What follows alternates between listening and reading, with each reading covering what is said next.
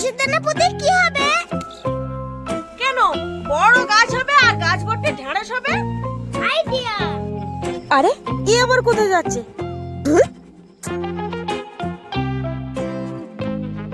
দেখি তোমরা কেমন ভাবে পুচ্ছে। গাছ ভর্তি ডিম খাবো।